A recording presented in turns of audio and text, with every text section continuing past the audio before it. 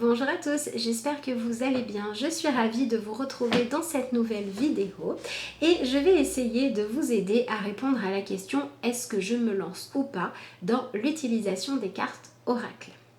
Alors, la première chose que je veux vous dire, c'est que pour moi, les cartes oracle sont pour certaines accessibles à absolument tout le monde.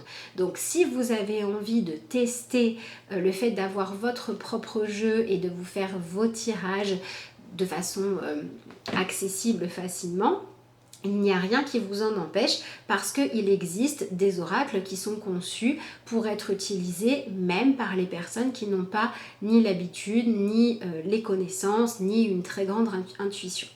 Dans ces cartes-là, vous allez retrouver ce style de jeu-là, c'est-à-dire les jeux sur lesquels vous avez des petites phrases et vous avez un titre ici et une petite phrase qui va déjà vous délivrer un message. Donc ce sont des messages faciles à lire, faciles à comprendre et accessibles, et ça c'est ok pour tout le monde.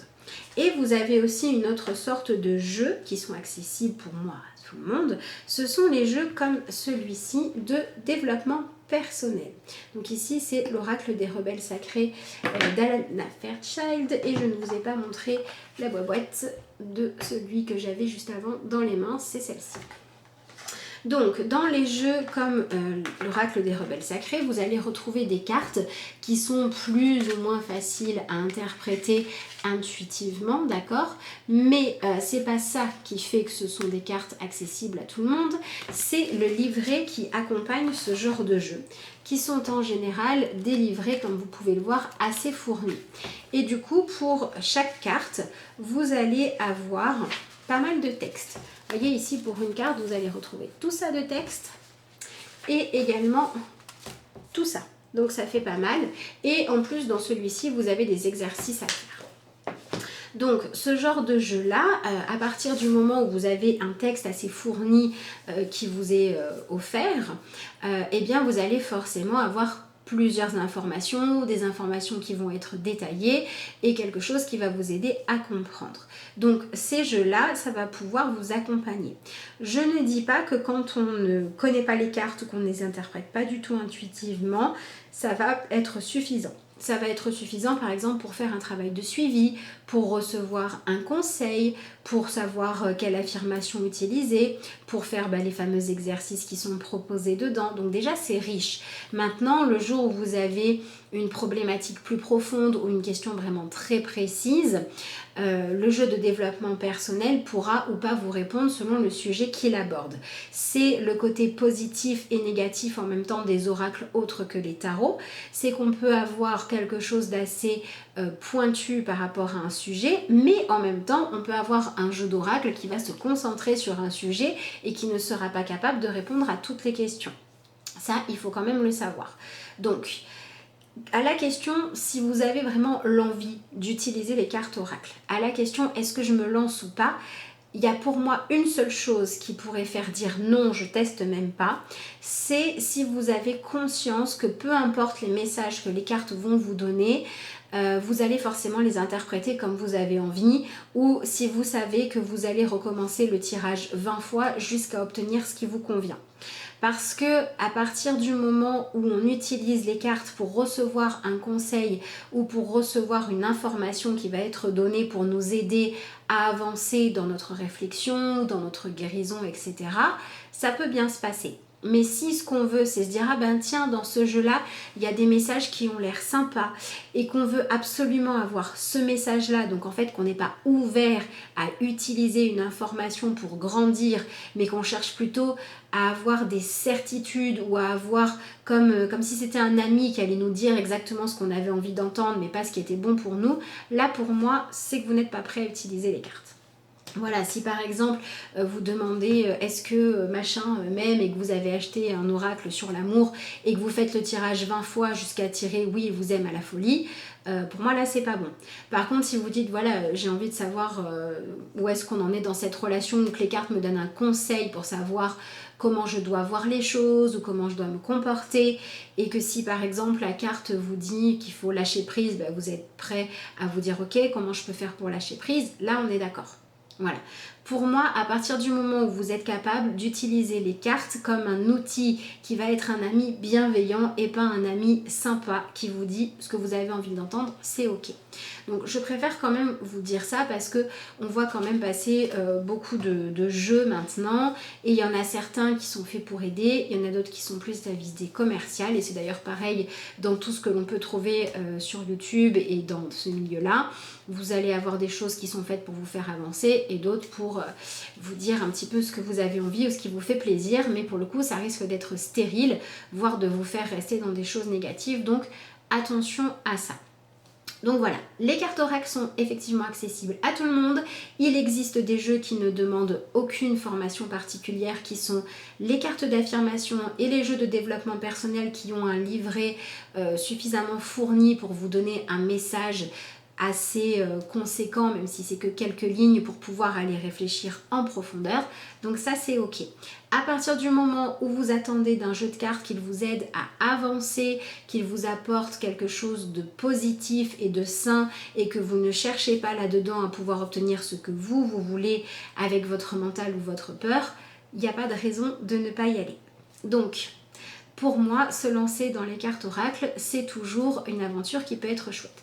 Ce que je vous conseille, si vous n'êtes pas tout à fait sûr de vous, c'est de commencer par regarder tout ce qui se fait. Vous avez des tas de photos sur Instagram, vous avez des tas de vidéos de présentation de jeux et d'essayer de trouver un jeu, alors oui, qui va être joli, que vous allez trouver sympathique à regarder, certes, mais pour moi le critère numéro 1 c'est pas celui-là.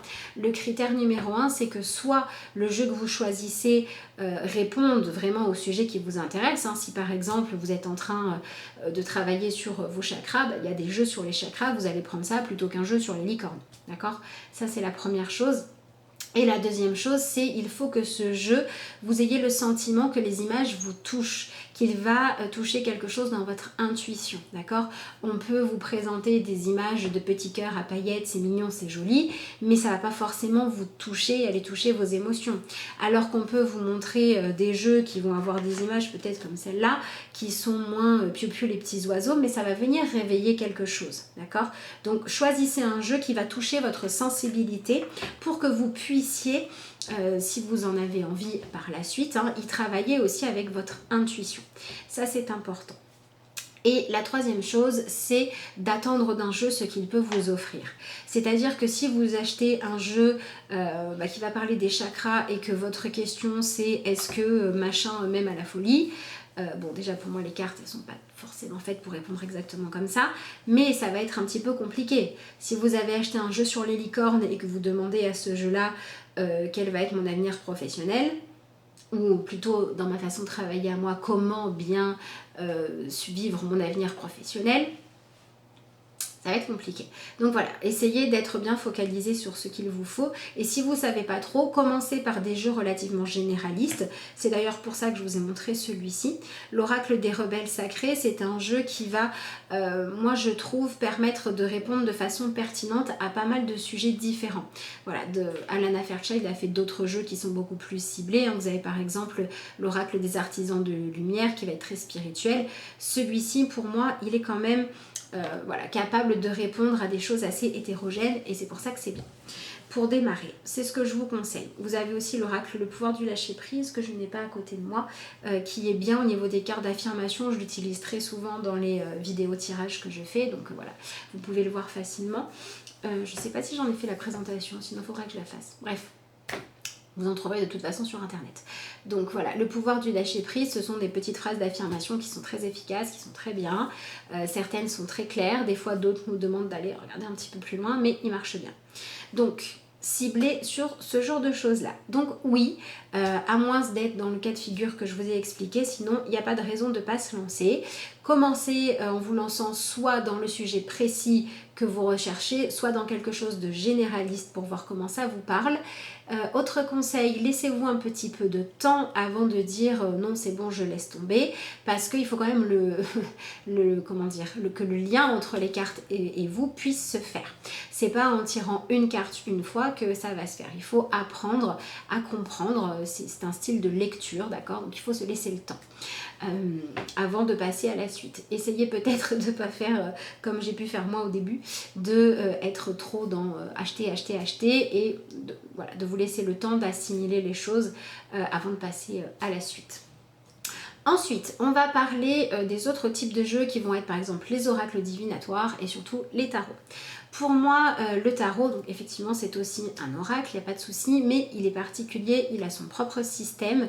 Donc voilà, il y a 78 cartes, chacune a sa propre signification. Vous avez la signification des différentes séries, des différents numéros, des majeurs et des mineurs, etc.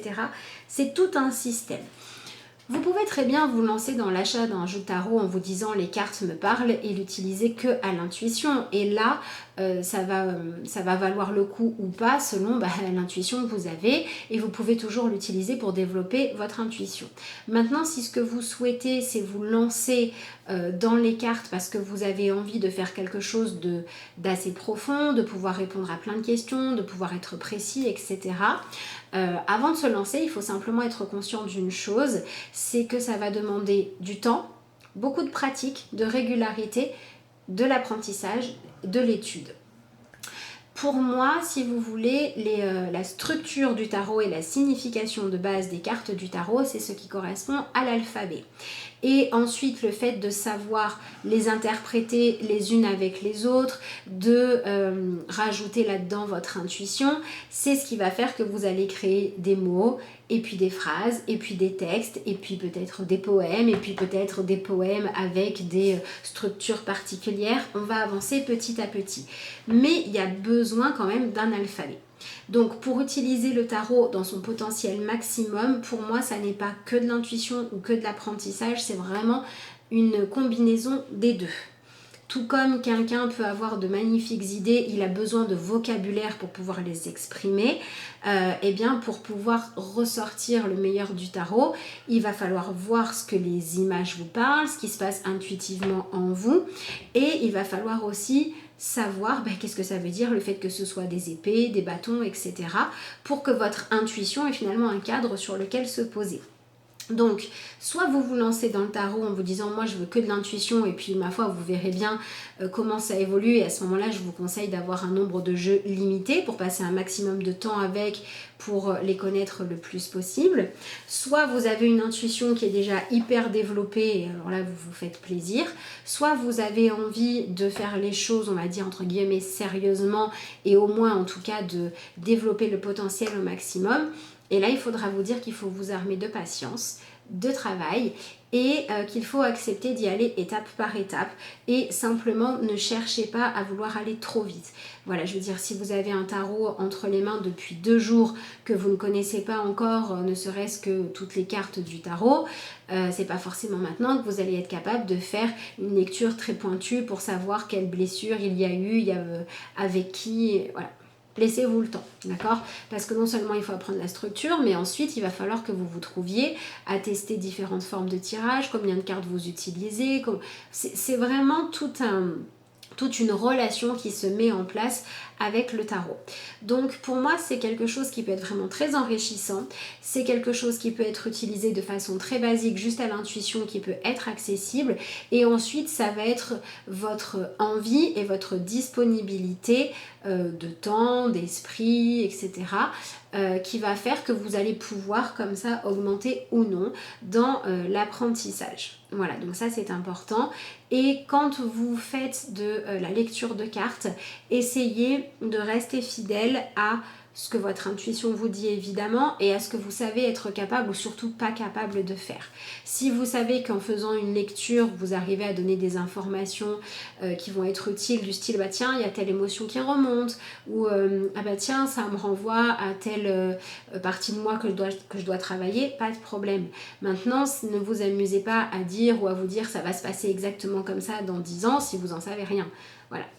Donc en fait, ce qu'il y a avec les cartes oracles de merveilleux, c'est que c'est assez illimité à la fois dans tout ce qu'on peut faire parce que autant avec un oracle, on va avoir, comme je vous l'ai dit, des choses sur des sujets précis qu'on va pouvoir approfondir. Avec un tarot, on va pouvoir poser n'importe quelle question sur n'importe quel sujet puisque le tarot, pour moi, a cette magie-là de pouvoir répondre à peu près toutes les questions, en tout cas tous les sujets, d'accord? Donc on a quelque chose de très riche. Et ça, c'est merveilleux. Mais le côté négatif de ça, c'est que comme c'est quand même notre libre arbitre et notre propre jugement qui va mettre ou pas la limite, on peut facilement tomber dans quelque chose, si on ne reste pas fidèle à soi-même et honnête et bien aligné, qui peut devenir nocif. Donc faites simplement attention à vos buts, vos intentions et soyez complètement honnête avec vous et acceptez de progresser au rythme qui est le vôtre. Voilà ce que je peux vous donner comme petit conseil.